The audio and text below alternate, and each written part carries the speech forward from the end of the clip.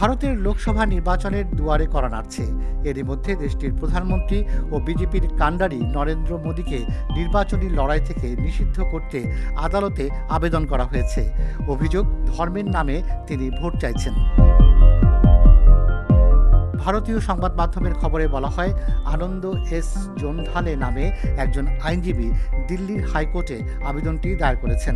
ভোটের প্রচারে প্রধানমন্ত্রী ভগবান ও উপাসনার স্থানের নামে ভোট চাইছেন, এই অভিযোগকে সামনে রেখে মোদির বিরুদ্ধে নির্বাচনী আচরণবিধি ভঙ্গের মামলা দায়ের করেছেন তিনি। মামলাকারী আইনজীবী দাবি করেন, বক্তৃতার সময় প্রধানমন্ত্রী ভোটারদের কাছে হিন্দু ও শিখ দেবতা ও হিন্দু উপাসনালয়ের নামে বিজেপিকে ভোট দেওয়ার জন্য আবেদন করেছিলেন। ধর্মের নামে ভোট চেয়ে আদর্শ আচরণবিধি লঙ্ঘন করেছেন মোদি।